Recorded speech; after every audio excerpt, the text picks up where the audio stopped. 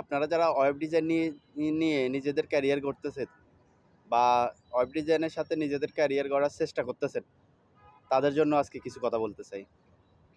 Web design নিঃসন্দেহে একটি সুন্দর ফ্রিল্যান্সিংয়ের ব্যবস্থা আর কি। ওয়েব ডিজাইন করে আপনি মোটামুটি ভালো একটা আর্ন করতে পারবেন। তবে ওয়েব ডিজাইনে অবশ্যই আপনাকে প্রপার এডুকেটেড হতে হবে। আপনি পুরোপুরিভাবে ওয়েব ডিজাইনটা জানতে হবে। ওয়েব ডিজাইনে আমরা জানি কতগুলো ধাপ আছে। HTML, CSS, জাভাস্ক্রিপ্ট, এই জিনিসগুলো আমাদের প্রপার জানতে হয়। এই জিনিসগুলোর ব্যবহার আমাদের জানতে হয়।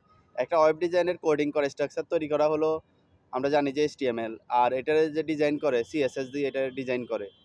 CSS আর HTML এই দুইটা জিনিস হলো মোস্ট ইম্পর্ট্যান্ট জিনিস। আপনি যে স্ট্রাকচারটা করবেন, এই স্ট্রাকচারটা ডিজাইন করার জন্য আপনার CSS এর দরকার। CSS এর ব্যবহারটা আপনি যত সুন্দর করতে পারবেন, একটা ওয়েবসাইট তত সুন্দর হবে। একটা ওয়েবসাইটের যাবতীয় সৌন্দর্য, মানুষের যে আউটলুকিংটা এটা ঠিক করে দেয় CSS। এই জন্য আপনার CSSটা জানতে হবে প্রপারভাবে, খুব ভালোভাবে জানতে হবে। আপনি CSS যদি ভালো জানেন, তাহলে আপনি আপনার একটা নর্মাল HTML এর একটা কোডকে আপনি খুব সুন্দর একটা ওয়েবসাইটে রূপান্তর করতে পারবেন। আর যারা জাভাস্ক্রিপ্টের ব্যবহার জানে, আমরা জানি যে ব্লগার সাইট বা বিভিন্ন ব্লগার, তারপরে গুগলের আরও কয়েকটা যে হোস্টিং প্যাকেজ আছে, এগুলা দিয়ে কিন্তু আপনি ওয়ার্ডপ্রেস বা ব্লগার দিয়ে আপনি খুব সুন্দর স্ট্রাকচার করে নিতে পারেন। রেডিমেড এই জিনিসগুলো হলো রেডিমেড। আর এই রেডিমেডগুলো জানার জন্য আপনারে অবশ্যই এই জাভাস্ক্রিপ্টের কাজটা জানতে হবে ভালো করে।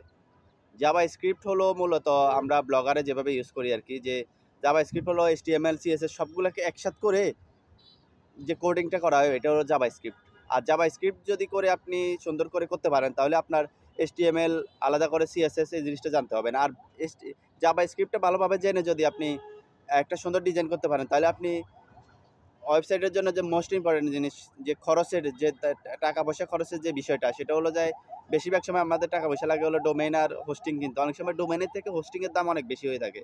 আর আপনি যখন জাভাস্ক্রিপ্টে জানতে পারবেন, ভালোভাবে জানবেন, তখন আপনার এই হোস্টিংয়ের খরচটা আর লাগবে না। হোস্টিংটা আপনি গুগলের উপরে চাপাই দিতে পারবেন। গুগল আপনাকে ফ্রি হোস্টিং দিচ্ছে, আনলিমিটেড হোস্টিং দিচ্ছে। আপনি যদি গুগলের ব্লগার সাইটে একটা জাভাস্ক্রিপ্ট দিয়ে একটা সাইট ক্রিয়েট করতে পারেন, একটা সাইটে ডিজাইন করতে পারেন, তাহলে আপনি এই হোস্টিংটারে আপনি গুগলকে চাপাই দিতে পারবেন। আর আমরা জানি যে গুগলের হোস্টিং হলো পৃথিবীর সবচাইতে সেরা হোস্টিং, সবচাইতে বিশাল হোস্টিং।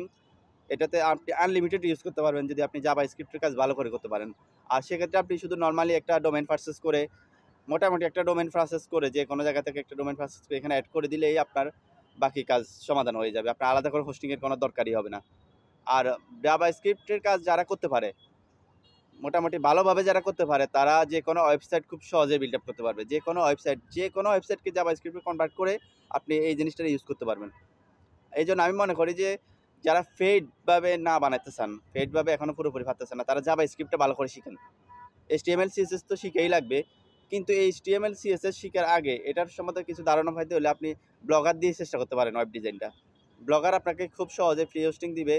আর ব্লগার দিয়ে আপনি যে ডিজাইনগুলো করবেন, রেডিমেড ডিজাইনগুলো পাবেন। রেডিমেড ডিজাইনগুলো অ্যাড করার পরে আপনি ওই CSS বা HTML যে ফাইলগুলো আছে, কোডগুলো আছে, কোডগুলো আপনি থিমের থেকে এডিট থিমে গিয়ে দেখতে পারবেন। তখন সেই ক্ষেত্রে আপনি যদি থিমগুলো দেখেন, আপনার একটা বেসিক বা আপনার একটা পুরোপুরি নলেজ হবে যে এই কোড করার ফলে, এভাবে কোড করার ফলে আপনি এভাবে করে একটা স্ট্রাকচার দাঁড় করাতে পারছেন। এই জন্য ব্লগারের সাথে যারা কাজ করতেছেন বা ব্লগার দিয়ে যারা কাজ করতেছেন, তারা ভালো করে জাভাস্ক্রিপ্টের ব্যবহার করাটা শিখেন। আর যদি পারেন, অ্যাডভান্সভাবে পারেন, তাহলে সেক্ষেত্রে আপনারা ব্লগার দিয়ে কীভাবে একটা থিম ক্রিয়েট করতে হয়, এই জিনিসটা ভালোভাবে শিখে নেন। তাহলে আমি মনে করি আর আপনার কিছু শেখা লাগবে না, আপনি যে কোনো ধরনের ওয়েবসাইট বানাতে পারবেন। তো যাক, আশা করি আপনারা বুঝতে পারছেন যে আমি কি বলতে চাইছি। ব্লগারটা ভালো করে শিখে আপনি যে কোনো ধরনের কোড বানাতে পারবেন, যে কোনো ধরনের ওয়েবসাইট বানাতে পারবেন, যে কোনো ধরনের ওয়েবসাইট বানাতে পারবেন।